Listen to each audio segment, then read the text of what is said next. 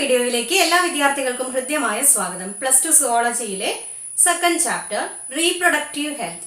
ഈ ഒരു ചാപ്റ്ററിന്റെ ആദ്യ ഭാഗങ്ങൾ നമ്മൾ ഓൾറെഡി ഡിസ്കസ് ചെയ്ത് കഴിഞ്ഞതാണ്.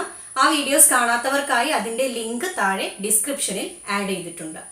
ഇന്ന് നമ്മൾ ഡിസ്കസ് ചെയ്യാൻ പോകുന്നത് ഈ ചാപ്റ്ററിലെ ഏറ്റവും അവസാനത്തെ ടോപ്പിക്കാണ്. So the topic is infertility and infertility treatment. നമുക്ക് ആദ്യം എന്താണ് ഇൻഫെർട്ടിലിറ്റി എന്ന് നോക്കാം. ഇൻഫെർട്ടിലിറ്റി എന്ന് പറഞ്ഞിട്ടുണ്ടെങ്കിൽ വന്ധ്യതയാണ്, അതായത് കുഞ്ഞുങ്ങൾ ഇല്ലാതിരിക്കുന്ന അവസ്ഥ, അതിനെയാണ് ഇൻഫെർട്ടിലിറ്റി എന്ന് പറയുന്നത്.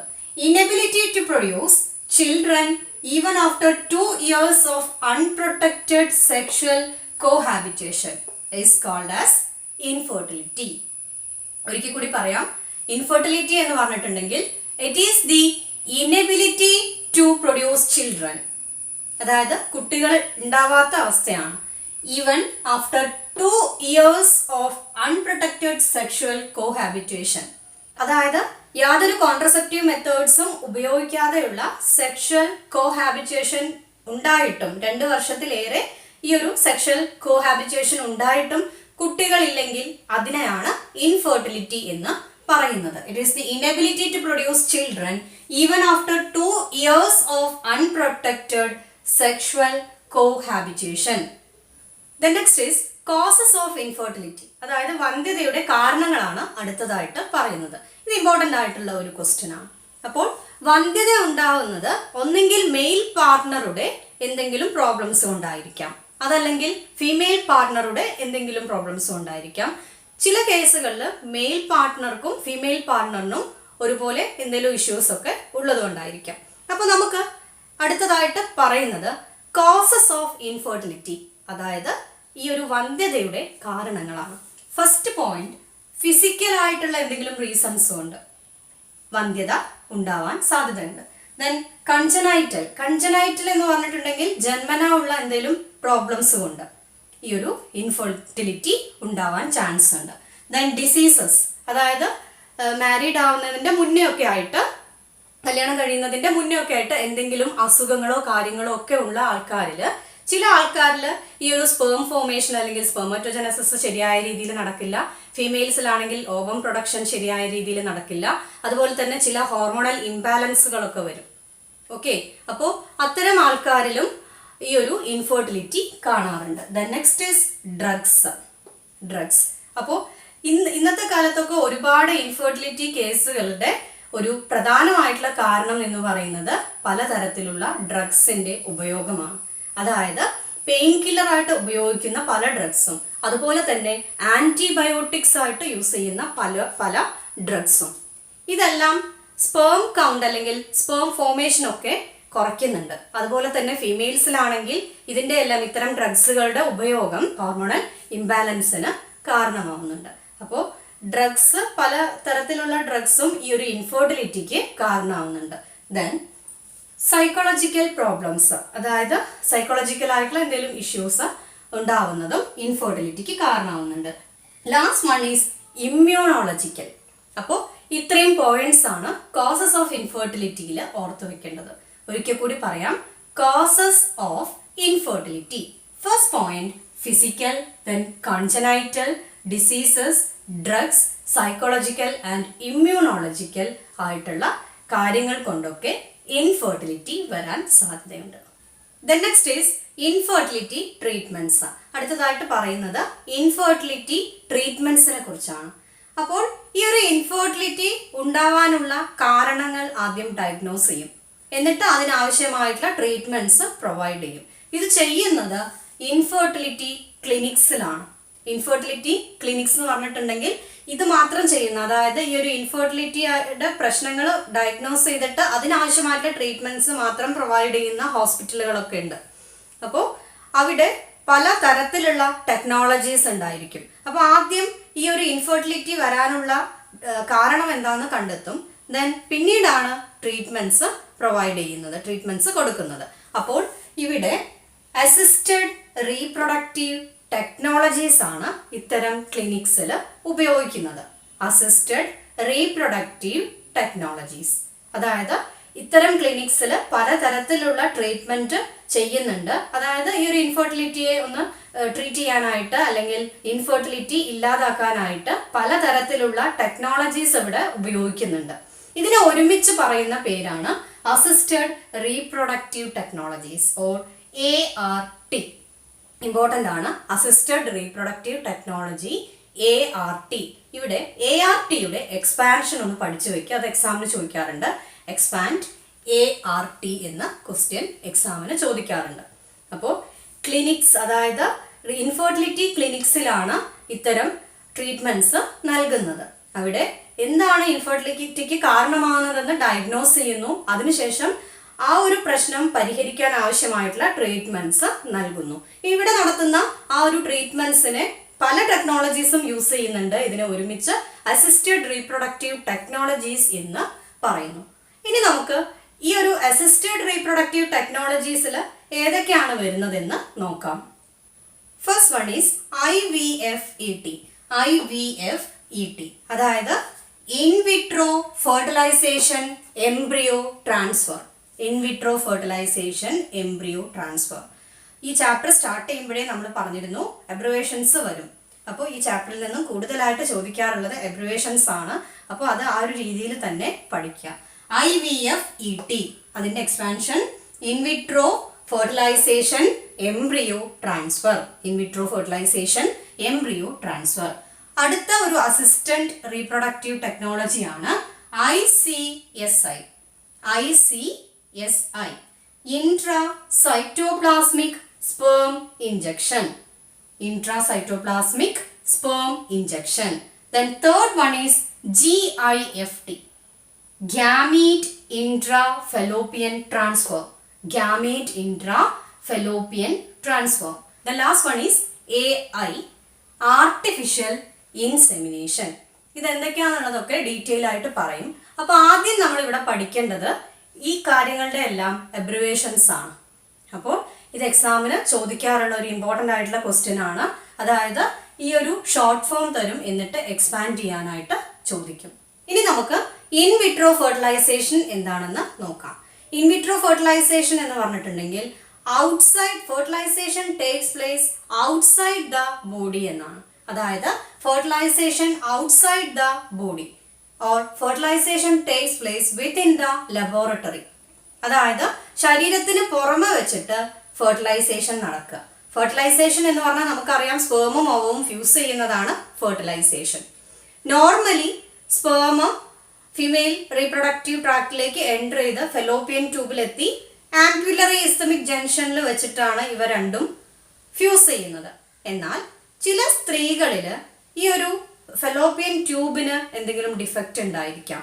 ചില സ്ത്രീകളിൽ ഫെലോപ്പിയൻ ട്യൂബിന് എന്തെങ്കിലും ഡിഫക്റ്റ് ഉണ്ടായിരിക്കാം. അതുകൊണ്ട് തന്നെ ഈ ഒരു ഓവം ആംപ്യുലറി ഇസ്തമിക് ജംഗ്ഷനിലേക്ക് എത്തില്ല. അത്തരം സ്ത്രീകളിൽ യൂസ് ചെയ്യുന്ന ഒരു ടെക്നോളജിയാണ് IVF-ET. Okay, IVF-ET. അപ്പോൾ ഇവിടെ നടക്കുന്നത് ശരീരത്തിന്റെ പുറമേ വെച്ചിട്ട് ഓവവും സ്പേമിനെയും ഫ്യൂസ് ചെയ്യിപ്പിക്കുകയാണ്. അതായത് ലബോറട്ടറിയിൽ വെച്ചിട്ട് ആ ഒരു ഫീമെയിലിന്റെ യൂട്രസിനകത്തുള്ള അല്ലെങ്കിൽ ഫെലോപ്പിയൻ ട്യൂബിന് അകത്തുള്ള ആ ഒരു ടെമ്പറേച്ചർ ഒക്കെ മെയിൻറ്റെയിൻ ചെയ്തുകൊണ്ട്, അവിടെയുള്ള ആ ഒരു കണ്ടീഷൻസ് ഒക്കെ മെയിൻറ്റെയിൻ ചെയ്തുകൊണ്ട് ലബോറട്ടറിയിൽ വെച്ചിട്ട് ഈ ഒരു സ്പേമും ഓവവും ഫ്യൂസ് ചെയ്യിപ്പിക്കുകയാണ്. ഓക്കെ, ഇപ്പോൾ സ്പേമും ഓവവും ഫ്യൂസ് ചെയ്ത് കഴിഞ്ഞാൽ നമുക്കറിയാം എന്ത് ഫോം ചെയ്യും? സൈഗോട്ട് ഫോം ചെയ്യും. സ്പേമും ഓവവും ഫ്യൂസ് ചെയ്ത് കഴിഞ്ഞിട്ടുണ്ടെങ്കിൽ സൈഗോട്ട് ഫോം ചെയ്യുന്നു. സൈഗോട്ട് ഫോം ചെയ്യുന്നു. ദെൻ സൈഗോട്ട് ഫോം ചെയ്ത് കഴിഞ്ഞാൽ ഇത് ഒരുപാട് സെൽസ് ആയിട്ട് ഡിവൈഡ് ചെയ്യുന്നുണ്ട്. ഓക്കെ, സൈഗോട്ട് ഫോം ചെയ്ത് കഴിഞ്ഞാൽ ഇത് ഒരുപാട് സെൽസ് ആയിട്ട് ഡിവൈഡ് ചെയ്യുന്നുണ്ട്. അതിന് നമ്മൾ ബ്ലാസ്റ്റോമിയേഴ്സ് എന്ന് പറഞ്ഞിരുന്നു. ബ്ലാസ്റ്റോമിയേഴ്സ് എന്ന് പറഞ്ഞിരുന്നു. സൈഗോട്ട് ഫോം ചെയ്ത് കഴിഞ്ഞാൽ അത് പിന്നീട് ഒരുപാട് സെൽസ് ആയിട്ട് ഡിവൈഡ് ചെയ്യുന്നുണ്ട്. അതിന് നമ്മൾ ബ്ലാസ്റ്റോമിയേഴ്സ് എന്ന് പറഞ്ഞിരുന്നു. അപ്പോൾ ആദ്യം 2 സെൽഡ് കണ്ടീഷൻ ആണ് ഉണ്ടാവുക. ദെൻ 4 സെൽഡ് കണ്ടീഷൻ ഉണ്ടാവും. ദെൻ 8 സെൽഡ് കണ്ടീഷൻ ഉണ്ടാവും. അടുത്തത് 16 സെൽഡ് കണ്ടീഷൻ ഉണ്ടാവും. ഇതിൽ ഈ ഒരു 8 സെൽഡ് കണ്ടീഷൻ ആവുമ്പോൾ, അതായത് 8 സെൽഡ് കണ്ടീഷൻ ആവുമ്പോൾ ഓരോ സെൽസിനെയും ബ്ലാസ്റ്റോമിയേഴ്സ് എന്നാണ് പറയുക. അപ്പോൾ 8 ബ്ലാസ്റ്റോമിയേഴ്സ് ഉള്ള ഒരു കണ്ടീഷൻ ആവുമ്പോൾ ഇതിനെ ഇവിടുന്ന് എടുത്തിട്ട് നേരെ ഫീമെയിലിൻ്റെ ഫെലോപ്പിയൻ ട്യൂബിലേക്ക് ട്രാൻസ്ഫർ ചെയ്യും. ആ ഒരു ടെക്നോളജിയെ പറയുന്ന പേരാണ് ZIFT. ZIFT, zygote intra fallopian transfer. Important ആണ്. ചില ഫീമെയിൽസിൽ ഓവിഡക്റ്റ്, അതായത് ഫെലോപ്പിയൻ ട്യൂബിന് എന്തെങ്കിലും ഒരു പ്രോബ്ലംസോ അല്ലെങ്കിൽ ബ്ലോക്കോ ഒക്കെ ഉണ്ടാവുകയാണെങ്കിൽ അത്തരം സ്ത്രീകളിലൊക്കെ ഈ ഒരു IVF അല്ലെങ്കിൽ IVF-ET എന്ന് പറയുന്ന ഒരു ടെക്നോളജി യൂസ് ചെയ്യുന്നുണ്ട്. ഇതിൽ ചെയ്യുന്നത് സ്പേമും ഓവവും ശരീരത്തിന്റെ പുറത്തേക്ക് എടുത്തിട്ട് അതിനെ ലബോറട്ടറിയിൽ വെച്ചിട്ട് ഫ്യൂസ് ചെയ്യിപ്പിക്കും. ഓക്കെ, ഫെർട്ടിലൈസേഷൻ ലബോറട്ടറിയിൽ വെച്ചിട്ട് നടത്തും. എന്നിട്ട് സൈഗോട്ട് ഫോം ചെയ്ത് കഴിഞ്ഞാൽ ഈ സൈഗോട്ടിനെ 2 സെൽഡ് കണ്ടീഷനായിട്ട് മാറുന്നു. ആദ്യം ഓരോ സെൽസിനെയും ബ്ലാസ്റ്റോമിയസ് എന്നാണ് പറയുക. ദെൻ അത് 4 സെൽഡ് കണ്ടീഷനായിട്ട് മാറും, 8 സെൽഡ് കണ്ടീഷനായിട്ട് മാറും, ദെൻ 16 സെൽഡ് കണ്ടീഷനായിട്ട് മാറും. ഇവിടെ 8 സെൽഡ് കണ്ടീഷൻ ആവുന്ന സമയത്ത് അവിടെ നിന്നും അത് കളക്ട് ചെയ്തിട്ട് ഫീമെയിലിന്റെ ഫെലോപ്പിയൻ ട്യൂബിലേക്ക് ട്രാൻസ്ഫർ ചെയ്യും. ആ ഒരു ടെക്നോളജിയെ പറയുന്ന പേരാണ് ZIFT, അതായത് zygote intra fallopian transfer. Expansion ഓർത്ത് വയ്ക്കുക, zygote intra fallopian transfer. So IVF എന്ന് പറഞ്ഞിട്ടുണ്ടെങ്കിൽ ഇൻവിട്രോ ഫെർട്ടിലൈസേഷൻ ആണ്. IVF എന്ന് പറഞ്ഞിട്ടുണ്ടെങ്കിൽ ഇൻവിട്രോ ഫെർട്ടിലൈസേഷൻ ആണ്. ദെൻ ET അഥവാ എംബ്രിയോ ട്രാൻസ്ഫർ. എംബ്രിയോ ട്രാൻസ്ഫറിലാണ് ഈ 2 ടെക്നോളജീസും വരുന്നത്. അതായത് 8 സെൽഡ് കണ്ടീഷനിലാണ് ഈ ഒരു സൈഗോട്ടിനെ അവിടെ നിന്ന് എടുത്തിട്ട് ഫിമെയിലിന്റെ ഫെലോപ്പിയൻ ട്യൂബിലേക്ക് വെക്കുന്നത്. അതിനെയാണ് ZIFT അഥവാ സൈഗോട്ട് ഇൻട്രാ ഫെലോപ്പിയൻ ട്രാൻസ്ഫർ എന്ന് പറഞ്ഞത്. ഒരിക്കൽ കൂടി പറയാം, സൈഗോട്ട് 2 സെൽ കണ്ടീഷനായി മാറി, ദെൻ 4 സെൽഡ് കണ്ടീഷനായിട്ട് മാറി, പിന്നീട് അത് 8 സെൽഡ് കണ്ടീഷനായിട്ട് മാറുന്നു. 8 സെൽഡ് കണ്ടീഷനായിട്ട് മാറുമ്പോൾ അതിനെ അവിടെ നിന്നും കളക്ട് ചെയ്തിട്ട് ഫീമെയിലിന്റെ ഫെലോപ്പിയൻ ട്യൂബിലേക്ക് ട്രാൻസ്ഫർ ചെയ്യും. ആ ഒരു ടെക്നോളജിയെ പറയുന്ന പേരാണ് ZIFT. ദെൻ 16 സെൽഡ് കണ്ടീഷൻ ആണെങ്കിൽ, അതായത് 8 സെൽഡ് കണ്ടീഷനിൽ അവിടെ നിന്ന് ട്രാൻസ്ഫർ ചെയ്യാതെ 16 സെൽഡ് കണ്ടീഷനിലാണ് ട്രാൻസ്ഫർ ചെയ്യുന്നതെങ്കിൽ അത് ഫെലോപ്പിയൻ ട്യൂബിലേക്കല്ല ട്രാൻസ്ഫർ ചെയ്യാം, യൂട്രസിനകത്തേക്കാണ്. ഓക്കെ, അതായത് 8 സെൽഡ് കണ്ടീഷൻ കഴിഞ്ഞു, 16 സെൽഡ് കണ്ടീഷനിലാണ് അവിടുന്ന് കളക്ട് ചെയ്തിട്ട് ട്രാൻസ്ഫർ ചെയ്യുന്നതെങ്കിൽ അത് ഫെലോപ്പിയൻ ട്യൂബിലേക്കല്ല ട്രാൻസ്ഫർ ചെയ്യുക, നേരെ യൂട്രസിലേക്കാണ് ട്രാൻസ്ഫർ ചെയ്യുക. ആ ഒരു ടെക്നോളജിയെ പറയുന്ന പേരാണ് ഇൻട്രാ യൂട്രൈൻ ട്രാൻസ്ഫർ. യൂട്രസിനകത്തേക്കാണ് ട്രാൻസ്ഫർ ചെയ്യുന്നത്. ചില കേസുകളിൽ ചില ഫീമെയിൽസിൽ ഇംപ്ലാന്റേഷൻ നടക്കില്ല. അതായത് ഇങ്ങനെ ട്രാൻസ്ഫർ ചെയ്താലും അബോർട്ടായി പോകാനുള്ള സാധ്യത ചില സ്ത്രീകളിൽ കാണാറുണ്ട്. അത്തരം കേസുകളിലാണ് surrogate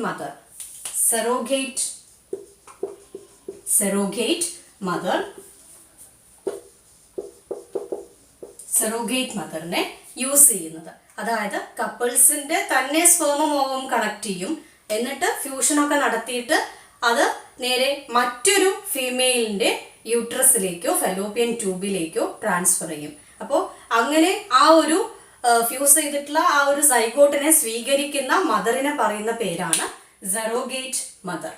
next is steps in IVF, in vitro ഫെർട്ടിലൈസേഷന്റെ സ്റ്റെപ്സ്. ഇത് പല എക്സാമിനും 2 മാർക്ക് ക്വസ്റ്റ്യൻ ആയിട്ട് ചോദിക്കാറുള്ള ഒരു ക്വസ്റ്റ്യൻ ആണ്. ഇതിന്റെ ഫ്ലോ ചാർട്ടായിട്ട് ചോദിക്കാറുണ്ട്, അല്ലെങ്കിൽ ഇതിന്റെ സ്റ്റെപ്സ് ഏതൊക്കെയാണെന്നും ചോദിക്കാറുണ്ട്. ഫ്ലോ ചാർട്ടായിട്ട് ചോദിക്കുകയാണെങ്കിൽ നേരെ താഴത്തേക്ക് ആരോ മാർക്ക് ഇട്ട് എഴുതിയാൽ മതി. അപ്പോൾ സ്റ്റെപ്സ് ഏതൊക്കെയാണെന്ന് നോക്കാം. പ്രധാനമായും 5 സ്റ്റെപ്സ് ആണ് IVF-ന് ഉള്ളത്. ഫസ്റ്റ് സ്റ്റെപ്പ് എന്ന് പറഞ്ഞിട്ടുണ്ടെങ്കിൽ collect sperm and ovum or collection of sperm and ovum from male and female. അതായത് മെയിലിൽ നിന്നും സ്പേമും അതുപോലെ തന്നെ ഫീമെയിലിൽ നിന്നും ഓവവും കളക്ട് ചെയ്യുന്നു. ദെൻ രണ്ടാമത്തെ സ്റ്റെപ്പ് നോക്കാം, fusion of sperm and ovum within the laboratory. നമ്മൾ ആദ്യം പറഞ്ഞു IVF എന്ന് പറഞ്ഞാൽ ശരീരത്തിനകത്ത് വെച്ചല്ല ഫെർട്ടിലൈസേഷൻ നടക്കുന്നത്, ശരീരത്തിന്റെ പുറമേ വെച്ചിട്ട്, അതായത് ലബോറട്ടറി കണ്ടീഷനിൽ വെച്ചിട്ടാണ് ഈ ഒരു സ്പേമും ഓവവും ഫ്യൂസ് ചെയ്യുന്നത്. അപ്പോൾ രണ്ടാമത്തെ സ്റ്റെപ്പിൽ വരുന്നത് ലബോറട്ടറി കണ്ടീഷനിൽ വെച്ചിട്ട് ശരീരത്തിന്റെ അതേ ടെമ്പറേച്ചർ ഒക്കെ മെയിൻറ്റെയിൻ ചെയ്തുകൊണ്ട് തന്നെ പുറമേ വെച്ചിട്ട് ലബോറട്ടറിയിൽ വെച്ചിട്ട് സ്പേമും ഓവവും ഫ്യൂസ് ചെയ്യിപ്പിക്കുന്നു. അതാണ് രണ്ടാമത്തെ സ്റ്റെപ്പ്. എന്നിട്ട് സൈഗോട്ട് ഫോം ചെയ്യും, സ്പേമും ഓവവും ഫ്യൂസ് ചെയ്ത് സൈഗോട്ട് ഫോം ചെയ്യും. Then third step is embryo transfer.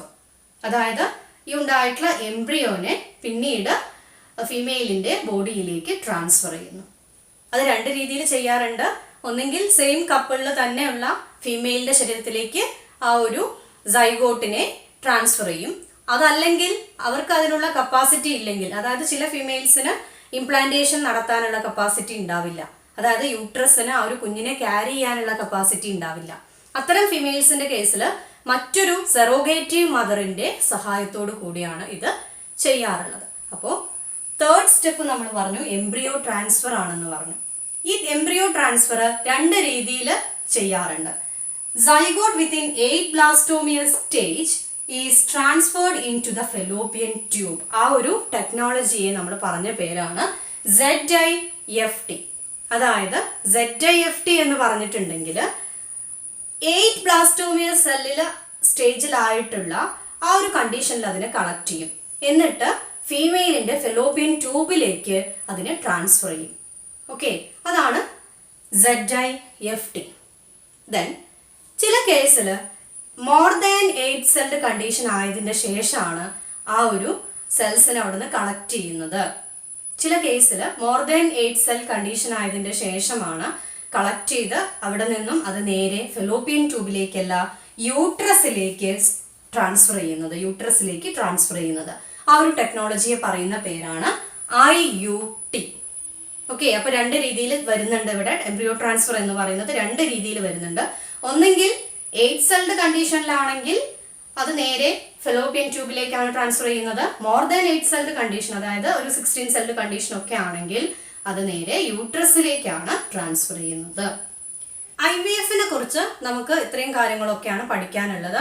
അടുത്തതായിട്ട് പറയുന്നത് രണ്ടാമത്തെ അസിസ്റ്റന്റ് റീപ്രൊഡക്റ്റീവ് ടെക്നോളജി ആയിട്ടുള്ള ICSI. ഇതിന്റെ എക്സ്പാൻഷൻ നമ്മൾ ആദ്യം പറഞ്ഞിരുന്നു, ഇൻട്രാസൈറ്റോപ്ലാസ്മിക് സ്പേം ഇഞ്ചക്ഷൻ. ഈ ഒരു പേരിൽ തന്നെ ഉണ്ട് ഈ ടെക്നോളജി എന്താണെന്നുള്ളത്. അതായത് ഇൻട്രാസൈറ്റോപ്ലാസ്മിക് സ്പേം ഇഞ്ചക്ഷൻ എന്നാണ്. അതായത് ഓവത്തിന്റെ സൈറ്റോപ്ലാസത്തിനകത്തേക്ക് സ്പേമിനെ ഇഞ്ചക്ട് ചെയ്ത് കൊടുക്കുക. ഒരിക്കൽ കൂടി പറയാം, ഓവത്തിന്റെ സൈറ്റോപ്ലാസത്തിനകത്തേക്ക് ഡയറക്റ്റ് ആയിട്ട് സ്പേമിനെ ഇഞ്ചക്ട് ചെയ്ത് കൊടുക്കുക. അതാണ് ഈ ഒരു ടെക്നോളജിയിൽ ചെയ്യുന്നത്. ഇത് ചെയ്യുന്നത് ചില മെയിൽസിൽ സ്പേം കൗണ്ട് കുറവായിരിക്കും. ഇനി സ്പേംസ് ഉണ്ടെങ്കിൽ തന്നെ ശരിയായ രീതിയിൽ മൂവ് ചെയ്യുന്ന സ്പേംസിന്റെ എണ്ണം കുറവായിരിക്കും, അല്ലെങ്കിൽ സ്പേം മൂവ്മെന്റ് ശരിയായ രീതിയിൽ നടക്കാതെ വരും, അല്ലെങ്കിൽ നോർമൽ ആയിട്ടുള്ള സ്ട്രക്ചേഴ്സോ കാര്യങ്ങളോ ഒക്കെ ഉള്ള സ്പേമിന്റെ കൗണ്ട് കുറഞ്ഞു എന്ന് വരും. ഇത്തരം അവസ്ഥകളിലൊക്കെയാണ് ഈ ഒരു ടെക്നോളജി യൂസ് ചെയ്യാറുള്ളത്. അപ്പോൾ ഇങ്ങനെയുള്ള അവസ്ഥകളിൽ മെയിൽ പാർട്ട്ണറുടെ സെമൻ കളക്ട് ചെയ്തിട്ട് അതിൽ നിന്നും നല്ല ഹെൽത്തി ആയിട്ടുള്ള ഒരു സ്പേമിനെ സെലക്ട് ചെയ്തിട്ട് ആ ഒരു ഫീമെയിൽ കപ്പിളിലെ തന്നെ ഫീമെയിലിൻ്റെ ഓവം കളക്ട് ചെയ്ത് ലബോറട്ടറിയിൽ വെച്ചിട്ട് ആ ഓവത്തിൻ്റെ സൈറ്റോപ്ലാസത്തിനകത്തേക്ക് ഈ ഒരു സ്പേമിനെ ഡയറക്റ്റ് ആയിട്ട് ഇഞ്ചക്ട് ചെയ്ത് കൊടുക്കും. ആ ഒരു ടെക്നോളജിയാണ് ICSI അഥവാ ഇൻട്രാസൈറ്റോപ്ലാസ്മിക് സ്പേം ഇഞ്ചക്ഷൻ എന്ന് പറയുന്നത്. Then third one is GIFT, gamete intrafallopian transfer. ഇത്തരം അസിസ്റ്റഡ് റീപ്രൊഡക്റ്റീവ് ടെക്നോളജീസ് ഉപയോഗിക്കുന്നത് ഓവം പ്രൊഡക്ഷൻ നടക്കാത്ത ഫീമെയിൽസിലാണ്. അതായത് ചില ഫീമെയിൽസിൽ ഓവം പ്രൊഡക്ഷൻ ശരിയായ രീതിയിൽ നടക്കില്ല. അത്തരം ഫീമെയിൽസിലാണ് GIFT എന്ന് പറയുന്ന അസിസ്റ്റഡ് റീപ്രൊഡക്റ്റീവ് ടെക്നോളജി ഉപയോഗിക്കുന്നത്. In this technology the ovum from a donor is collected and it is transferred into the fallopian tube of another female. അതായത് ഇത്തരം സ്ത്രീകളിൽ ഡോണറിൽ നിന്നും ഓവം കളക്ട് ചെയ്യാണ്. ഡോണറിൽ നിന്നും ഓവം സ്വീകരിച്ചിട്ട് അത് ഫെലോപ്പിയൻ ട്യൂബിലേക്ക് ട്രാൻസ്ഫർ ചെയ്യും. പക്ഷേ അവരിൽ ബാക്കിയുള്ള കാര്യങ്ങൾ, അതായത് ഇംപ്ലാന്റേഷനും ഫെർട്ടിലൈസേഷനും ഒക്കെ നടക്കാനുള്ള കപ്പാസിറ്റി ഉണ്ടായിരിക്കും, പക്ഷേ ഓവം പ്രൊഡക്ഷൻ ഉണ്ടാവില്ല എന്നേ ഉള്ളൂ. അത്തരം സ്ത്രീകളിലാണ് ഈ ഒരു അസിസ്റ്റഡ് റീപ്രൊഡക്റ്റീവ് ടെക്നോളജി, അതായത് GIFT എന്ന് പറയുന്ന അസിസ്റ്റഡ് റീപ്രൊഡക്റ്റീവ് ടെക്നോളജി ഉപയോഗിക്കുന്നത്. ഒരിക്കൽ കൂടി പറയാം, GIFT അതിൻ്റെ എക്സ്പാൻഷൻ പഠിക്കണം, ഗാമീറ്റ് ഇൻട്രാഫെലോപ്പിയൻ ട്രാൻസ്ഫർ എന്നാണ്. അപ്പോൾ ഈ ഒരു ഗാമീറ്റ് ഇൻട്രാഫെലോപ്പിയൻ ട്രാൻസ്ഫർ സാധാരണയായിട്ട് ചെയ്യുന്നത് ഓവം പ്രൊഡക്ഷൻ നടക്കാത്ത ഫീമെയിൽസിലാണ്. ഇതിൽ ഡോണറായിട്ടുള്ള മറ്റൊരു ഫീമെയിലിൽ നിന്നും ഓവം സ്വീകരിക്കും. എന്നിട്ട് അത് ഈ ഒരു ഫീമെയിലിൻ്റെ ഫെലോപ്പിയൻ ട്യൂബിലേക്ക് ട്രാൻസ്ഫർ ചെയ്യും. ദെൻ ബാക്കിയുള്ള പ്രോസസ്സുകളൊക്കെ, അതായത് ഫെർട്ടിലൈസേഷനും ഇംപ്ലാന്റേഷനും ഒക്കെ ആ സ്ത്രീയിൽ നടക്കും. ദെൻ ഈ ഒരു രീതിയിൽ ചെയ്യുന്ന അസിസ്റ്റഡ് റീപ്രൊഡക്റ്റീവ് ടെക്നോളജിയെയാണ് GIFT അഥവാ ഗാമീറ്റ് ഇൻട്രാ ഫെലോപ്പിയൻ ട്രാൻസ്ഫർ എന്ന് പറയുന്നത്. ഇനി നമുക്ക് അടുത്ത അസിസ്റ്റഡ് റീപ്രൊഡക്റ്റീവ് ടെക്നോളജി നോക്കാം. The next ART is artificial insemination or AI, artificial insemination. ഈ ഒരു ആർട്ടിഫിഷ്യൽ ഇൻസെമിനേഷൻ ചെയ്യുന്നത് മെയിൽസിന്റെ പ്രശ്നങ്ങൾ സോൾവ് ചെയ്യാനായിട്ടാണ്. അതായത് 2 കേസുകളിലാണ് ഈ ഒരു ആർട്ടിഫിഷ്യൽ ഇൻസെമിനേഷൻ ചെയ്യാറുള്ളത്. First one is low sperm count, അതായത് ചില മെയിൽസിൽ സ്പേം കൗണ്ട് കുറവായിരിക്കും. അത്തരം കണ്ടീഷനിൽ ഈ ഒരു ആർട്ടിഫിഷ്യൽ ഇൻസെമിനേഷൻ ചെയ്യാറുണ്ട്. ചിലരിൽ ഇനബിലിറ്റി ടു ഇൻസെമിനേറ്റ്, അതായത് ഇൻസെമിനേറ്റ് ചെയ്യാന്ന് പറഞ്ഞാൽ സെമൻ വെജൈനയിലേക്ക് റിലീസ് ചെയ്യുന്നതിനാണ് ഇൻസെമിനേഷൻ എന്ന് പറയുന്നത്. ചില മെയിൽസിൽ ഇൻസെമിനേറ്റ് ചെയ്യാനുള്ള കപ്പാസിറ്റി ഉണ്ടാവില്ല. അത്തരം കേസിലും ഈ ഒരു ആർട്ടിഫിഷ്യൽ ഇൻസെമിനേഷൻ നടത്താറുണ്ട്.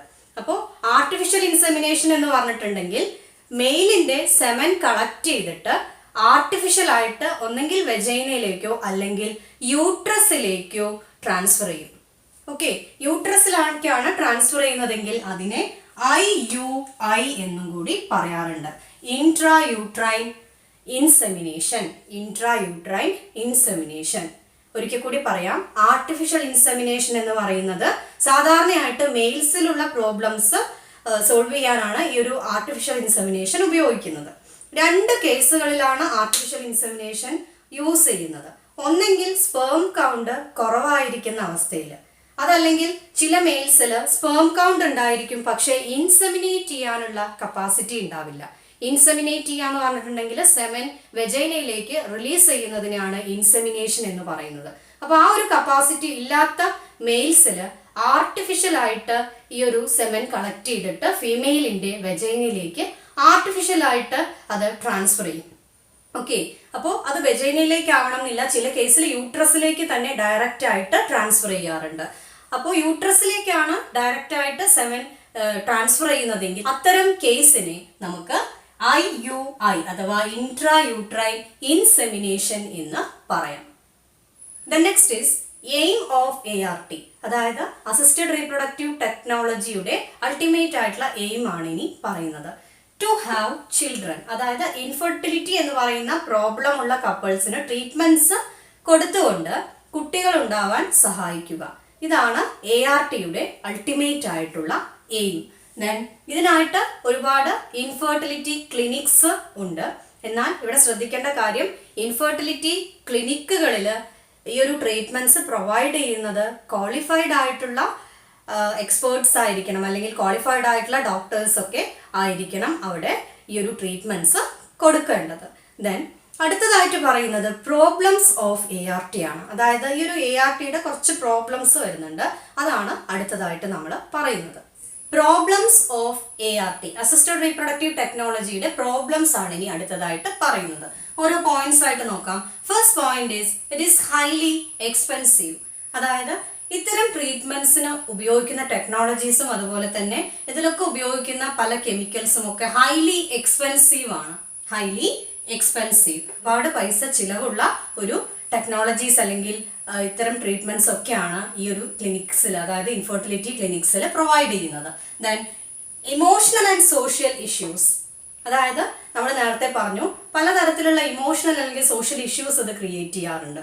അത് നമ്മൾ നേരത്തെ പറഞ്ഞൊരു കാര്യമുണ്ട്, ചില കേസിലൊക്കെ സ്പേം അല്ലെങ്കിൽ ഓവം ഒക്കെ നമ്മൾ വേറെ ഒരു ഡോണറുടെ കയ്യിൽ നിന്നൊക്കെ സ്വീകരിക്കാറുണ്ട് അല്ലേ. ചില കേസിൽ സെറോഗേറ്റ് മദറിന്റെ കേസൊക്കെ പറഞ്ഞു. അപ്പം ഇതൊക്കെ ഒരു പക്ഷേ ചില ഇമോഷണൽ അല്ലെങ്കിൽ സോഷ്യൽ ആയിട്ടുള്ള ഇഷ്യൂസ് ഒക്കെ ക്രിയേറ്റ് ചെയ്യാൻ ചാൻസ് ഉണ്ട്.